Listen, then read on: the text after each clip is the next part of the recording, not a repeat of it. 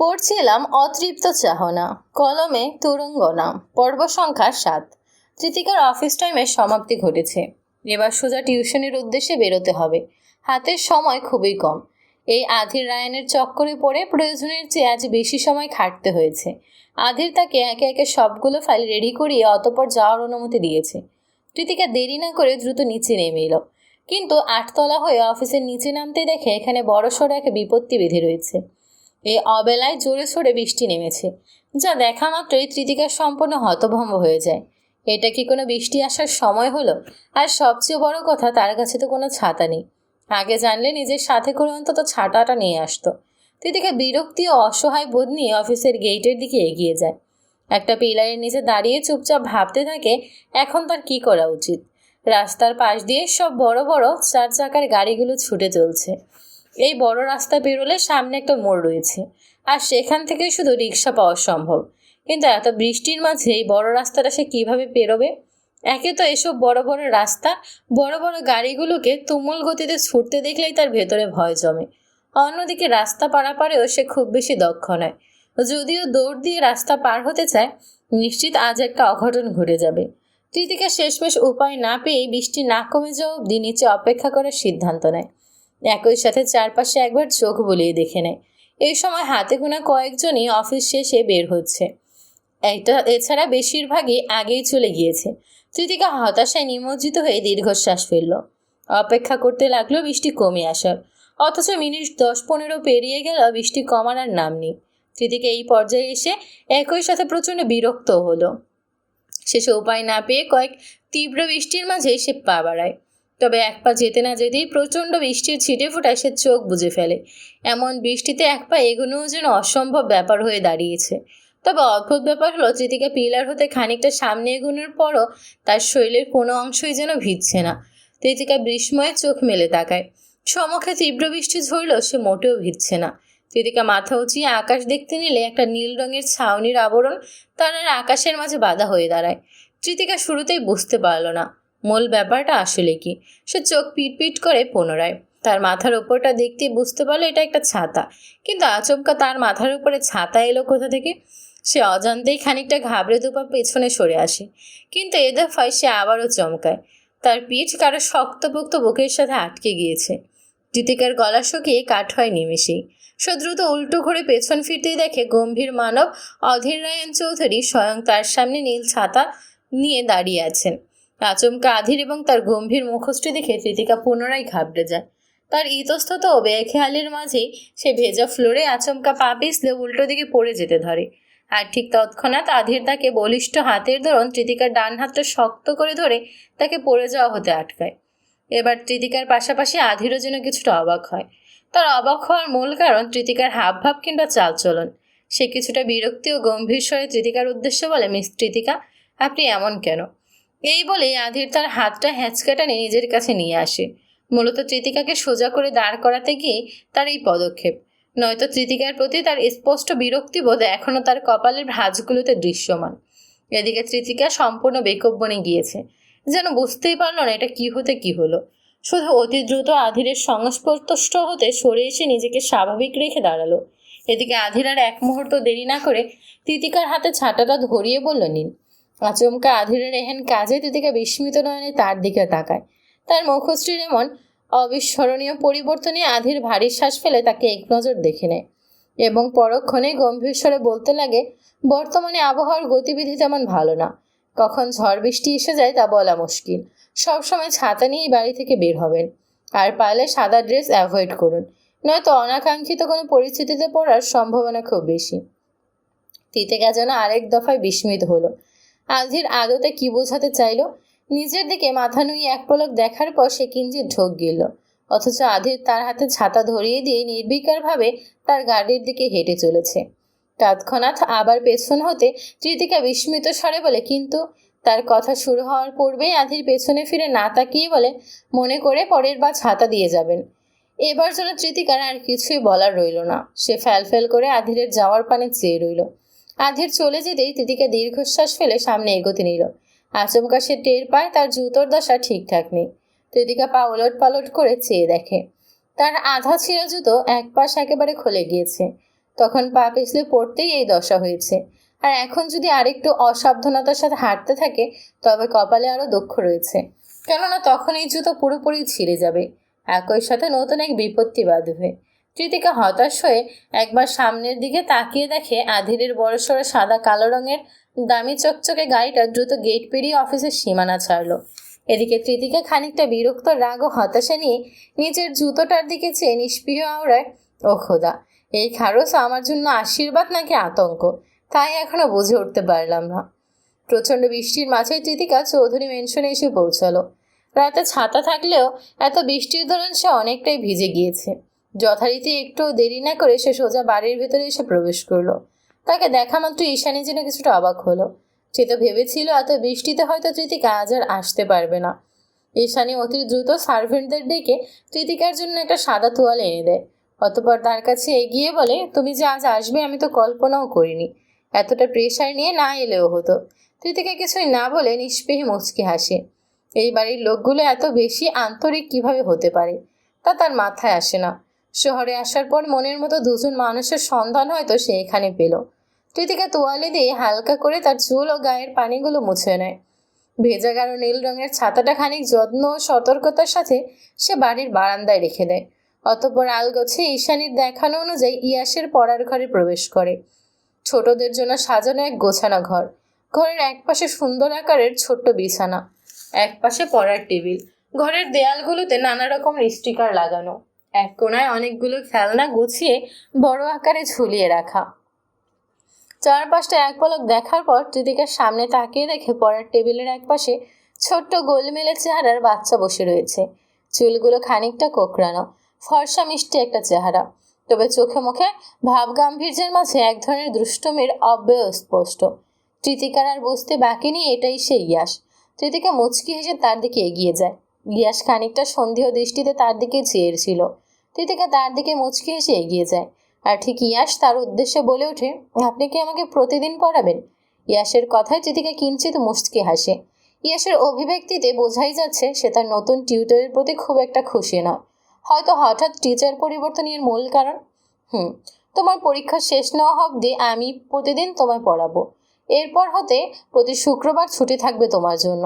কৃতিকা মুচকি হেসে কথাটা বললেও ইয়াস এই কথা শোনা মাত্রই হতাশায় নিমজ্জিত হয়ে ওড়ায়, ওহ। পরক্ষণে আবার কি যেন মনে পড়তেই সে কৃতিকার দিকে মুখ তুলে তাকিয়ে বলে, আপনাকে আসসালামু আলাইকুম। ওদের দ্রুত বলায় সালামের উচ্চারণের মাঝে খানিকটা তারতম্য হয়ে যায়। তবে কৃতিকা নিমেষেই বিস্তর হেসে বলে, ওয়ালাইকুম আসসালাম। তুমি তো ভারী মিষ্টি। আমি মোটেও মিষ্টি নই। আমার নাম ইয়াস আর মিষ্টি আমার স্কুল ফ্রেন্ড। ও দেখতে অনেক সুন্দর, একদম রসগোল্লার মতো। তুমি রসগোল্লা খাও? আমার কিন্তু রসগোল্লা অনেক ভালো লাগে, কিন্তু বগুড়ার দই বেশি মজা। কৃতিকা যেন ইয়াসের এহেন কথাবার্তা শুনে সম্পূর্ণ হতভম্ব। কি সুন্দর নির্বিকারে সে একের পর এক কথা বলে গেল। কোথাও থামলো না, কোথাও দুদণ্ড ভাববার প্রয়োজন বোধ করলো না। সব মিলিয়ে ছেলেটা বেশ মজাদার, অন্তত কৃতিকার কাছে তাই মনে হলো। কৃতিকা অজান্তেই বিস্তর হেসে ফেলল। নিমিষেই দৃশ্যমান হয় তার গ্যাস দাঁত, এবং সে হ্যান্ডশেক করতে ইয়াসের দিকে হাত বাড়িয়ে বলে, হাই, আমি কৃতিকা। ওয়াও, আপনার হাসিটা অনেক সুন্দর miss. By the way, I am Yas Chowdhury. পুনরায় ইয়াসের এক হাত বাড়িয়ে কথা বলা, আর আবারও কৃতিকা না হেসে পারল না। সে আবারও হেসে মনে মনে আওড়ায়, এই বিচ্ছুকে সামলানো মুশকিল হবে। এখনো বৃষ্টি থামার কোনো নাম নেই। বৃষ্টির বেগ কমতে শুরু করলেও বৃষ্টি পুরোপুরি থামেনি। এরই মাঝে চৌধুরী মেনশনের সোনালী গেট পেরিয়ে এক কালো সাদা রঙের দামি ব্র্যান্ডের গাড়ি এসে প্রবেশ করলো এবং তা ঠিক সদর দরজার কাছে এসে থামলো। মুহূর্তেই গাড়ি হতে বেরিয়ে এলো আধির রায়ান। পরনে সেই অফিসের স্যুটবুট পরা, যেন অফিসের পর সে সোজা এখানে এসেছে। আধির দেরি না করে দ্রুত বাড়ির দিকে এগিয়ে যায়। হাতে ছাতা না থাকায় কিঞ্চিত সময়ের মাঝে সে খানিকটা ভিজেও যায়। তবুও হাত দিয়ে কাঁধের পানির ছিটে ফোঁটা ছেড়ে সামনের দিকে এগোতে থাকে। কিন্তু দরজার পাশে হঠাৎ বিশেষ কিছু নজরে পড়তেই তার চোখ মুখে গাম্ভীর্যের ছাপ অনেকটা দৃঢ় হয়। খেয়াল করে দেখে হুবহু তার নীল রঙের ছাতার মতো একটি ভেজা ছাতা দরজার পাশে বারান্দায় রেখে দেওয়া। আধিরের যতটুকু জানা রয়েছে, এমন ছাতা হাতে গোনা বিশেষ কয়েকজনেরই রয়েছে, কারণ এই ব্র্যান্ডের ছাতাগুলো নিজেদের মতো করে ব্র্যান্ড হতে ডিজাইন করে বানানো যায়। আর তার ছাতার মতো এটারও হাতাটা সোনালি রঙের। আধিরের মনে খানিকটা খটকা লাগলো, সে এসবে খুব বেশি পাত্তা না দিয়ে এগিয়ে যায়। দরজার কাছে আসতেই দেখে হাফসা বেগম সম্মুখে দাঁড়িয়ে রয়েছেন। আর তাকে দেখা মাত্রই সে প্রচণ্ড উচ্ছ্বাসিত সহিত তার কাছে এগিয়ে এসে বলে, আধির, তুমি সত্যি সত্যি আসছো? আমার তো বিশ্বাসই হচ্ছে না। আধির হাফসা বেগমকে দেখে বিস্তৃত মুচকি এসে বলে, আসসালামু আলাইকুম ফুপি, ভালো আছেন? আমি কি না আর ভালো থাকবো না? তোমারে দেখে এখন আমি খুব ভালো হয়ে গিয়েছি। ওরে ঈশানী, দেখ দেখ কে আসছে। আধির তার এত প্রফুল্লতায় মুচকি হাসে, তবে কিছু একটা ভেবে নিয়ে হাফসার উদ্দেশ্যে বলে, ফুপি, বাড়িতে কি কেউ এসেছে? আধিরের কথায় হাফসা বেগম খানিকক্ষণ ভেবে নিয়ে কিছুটা দ্বিধাদ্বন্দ্বের স্বরে ওরে, কই না তো। আধির, হাফসা বেগম ও ঈশানী সোফায় বসে একসাথে নানা গল্প আলাপ করছে। তাদের জন্য আধিরের হঠাৎ আজ বাড়ি আসাটা ছিল অকল্পনীয়, এবং এতে দুজনেই বেশ খুশি। তারা অপেক্ষা করেছে কখন ইয়াসের পড়া শেষ হবে আর সে আধিরকে দেখবে। আধিরের জন্য ইয়াস প্রচণ্ড পাগল, তবে আধিরকে সচরাচর তার কাছে পায় না বিধায় এই নিয়ে আধিরের প্রতি তার অভিমান কিংবা আফসোস দুটোই জমে রয়েছে। কিন্তু আধির সন্নিকটে পেতেই তা আবার পুরনো হাওয়ায় উড়ে যায়। আধির বরাবরের মতো চুপচাপ দু একটা কথা গম্ভীর স্বরে আওড়াচ্ছে। এছাড়া বাকি সব কথাবার্তা হাফসা আর ঈশানীই করছে। আধিরের ধ্যান জ্ঞান এখন ভিন্ন চিন্তায় মগ্ন। এরই মাঝে আবার ভেতরের ঘর থেকে ইয়াস ছুটে দৌড়ে এলো। আজকের মতো তার পড়া শেষ। ইয়াস ড্রয়িং রুমে এসেই দেখে সোফায় পায়ের উপর পা তুলে আধির নির্বিকার বসে রয়েছে। আর তাকে দেখা মাত্রই যেন ইয়াসের বাঁধভাঙা উচ্ছ্বাসের জোয়ার নামে। ইয়াস আধিরের কাছে এসেই তার কোলে চড়ে বসে এবং আধিরের গলাটা পেঁচিয়ে এক প্রকার কেঁদে ফেলে। ওর কান্নায় আধির খানিকটা চমকায়, তবে খুব বেশি অবাক হয় না। ইয়াস তার জন্য বরাবর খুবই পাগল। ইয়াসের পাশাপাশি আধিরও তাকে শক্ত করে জড়িয়ে ধরে বলে, বাবা, কি হয়েছে? কাঁদছো কেন? এই তো আমি এসেছি। আচমকা আধিরের কথার স্বর নরম হয়ে এসেছে। তথাকথিত গাম্ভীর্যে ঘেরা আধিরের চেয়ে এই আধিরের মাঝে বেশ পার্থক্য রয়েছে। এদিকে আধিরের কণ্ঠে ইয়াসও খানিকটা নরম হয়। সে ফুপিয়ে উঠে বলে, তুমি এখনো আসো না কেন? তুমি জানো না আমি তোমাকে কতটা মিস করি? আধির খানিকটা সময় চুপ থাকে। সে আর কিছুই না বলে ভারী শ্বাস ফেলে। ওদিকে হাফসা আর ঈশানী এক মনে দুজনকে দেখছে। তাদের দৃষ্টিতেও হতাশার স্পষ্ট ছাপ। এদিকে তৃতিকাও পড়ানোর শেষে ইয়াসের পেছন পেছন ড্রয়িং রুমে অবধি আসতেই খানিকটা থমকে যায়।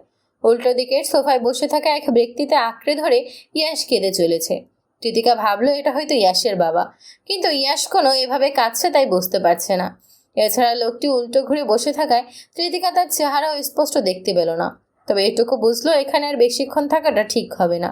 তৃতিকা আলগোছে খানিক এগিয়ে যায় সোফার এক পাশে বসে থাকা হাফসা আর ঈশানের দিকে। অনেকটা নমনীয় স্বরে তাদের উদ্দেশ্যে বলে, আচ্ছা, আমি তাহলে আজ আসছি, ভালো থাকবেন, আসসালামু আলাই। তৃতিকার কথা সম্পূর্ণ হয় না, বরং তার পূর্বেই হাফসা ঈশানীর পাশাপাশি উল্টো ঘুরে বসে থাকা লোকটিও পেছন ফিরে মুখ ঘুরিয়ে তৃতিকার দিকে তাকায়। অমনি যেন তৃতিকার সম্পূর্ণ হতভম্ব হয়ে যায়। আর ইয়াসও তৃতিকাকে দেখা মাত্রই ঠিক তৎক্ষণাৎ অধীরের উদ্দেশ্যে বলে ওঠে, হেই বাড়ি, দেখো, ওটা আমার নতুন মিস।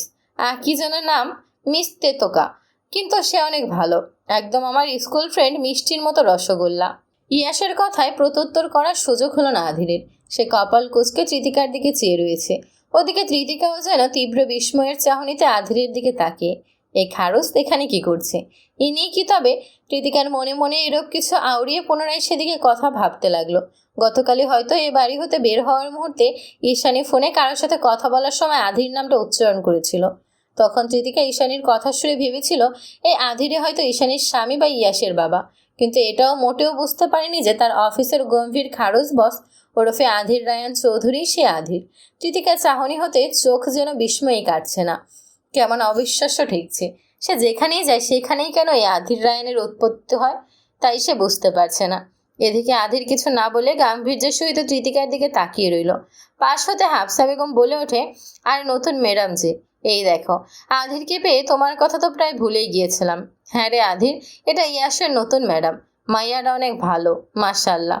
হাফসার কথায় আধির কিছু বলে না, এবারও সে নির্বিকার। এদিকে আধির কিছু না বলে গম্ভীর্যের সহিত তৃতিকার দিকে তাকিয়ে রইল।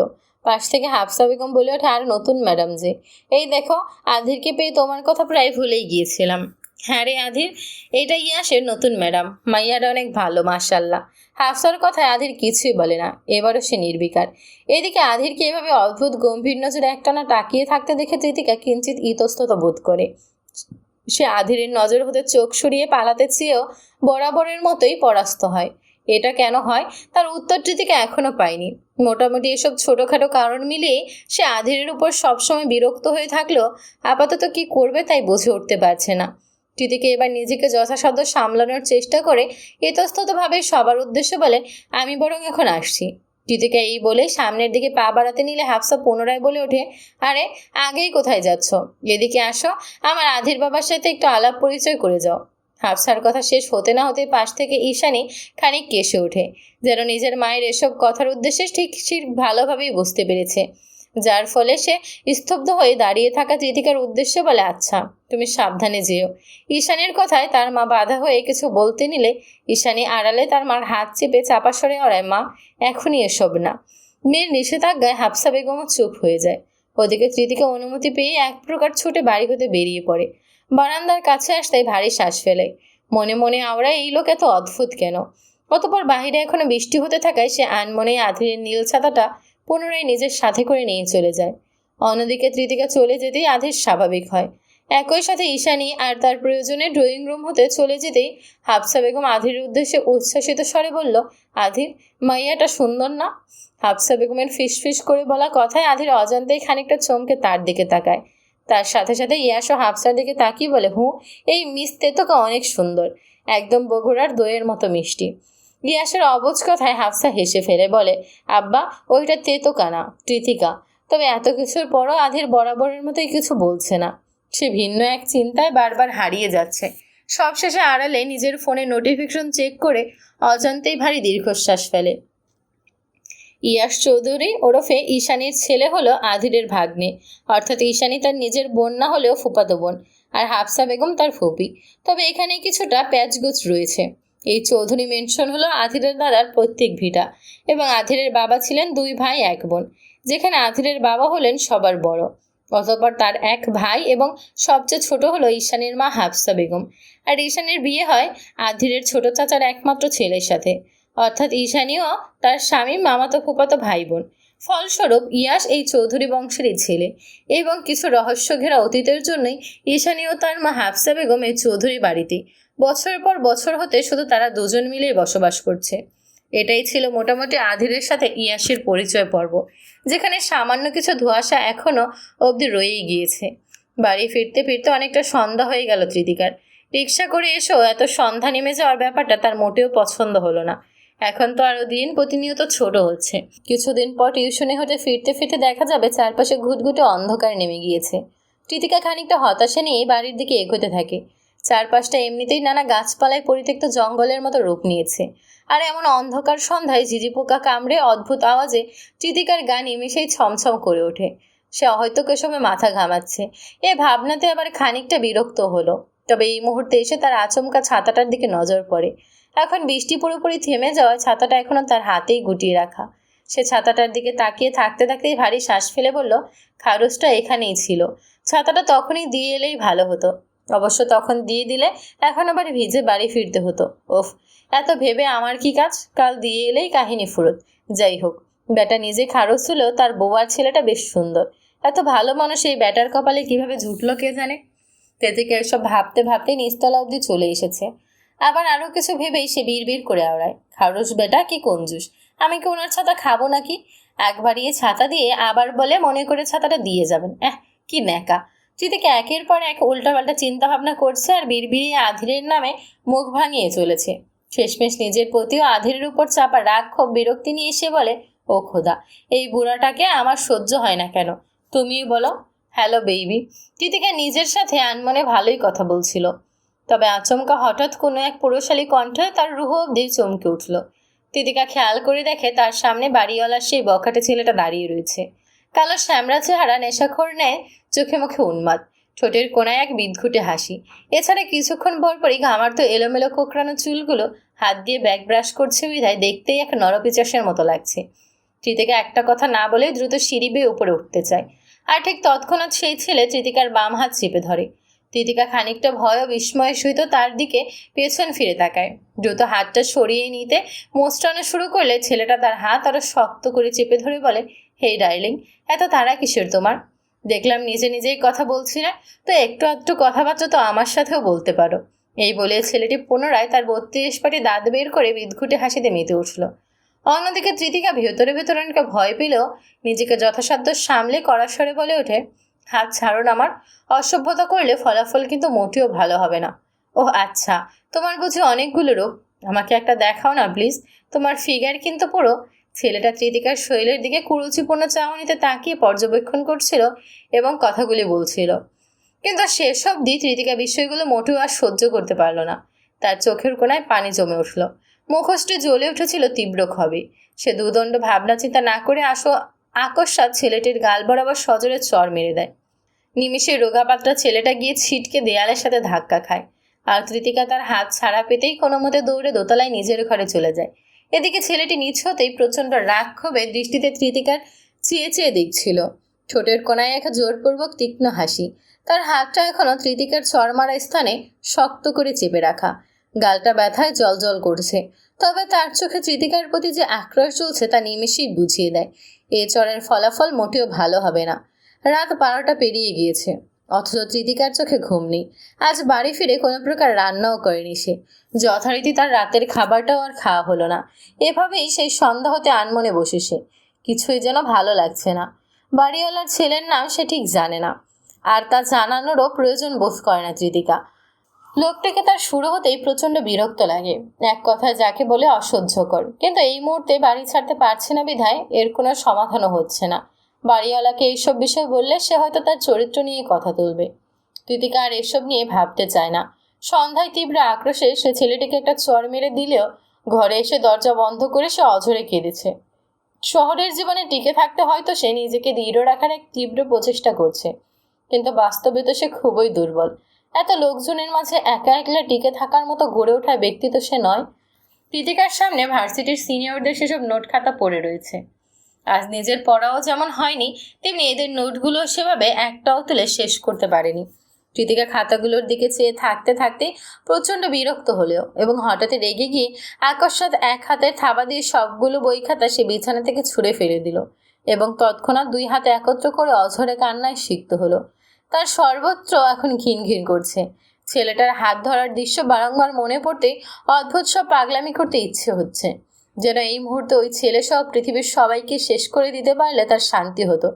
কিন্তু তৃতিকা জানে এসব সে করতে পারবে না, তাই মিথ্যা কল্পনা করেও কোনো লাভ নেই। বাবা মা, তোমরা কেন আমাকে একা ফেলে চলে গেলে? কেন আমায় নিজের সাথে করে নিয়ে গেলে না? আমার আর ভালো লাগে না এই পৃথিবী। আমি ক্লান্ত, আমি ভীষণ ক্লান্ত। তৃতিকা কাঁদতে কাঁদতে কয়েকবার ফুঁপিয়ে উঠল।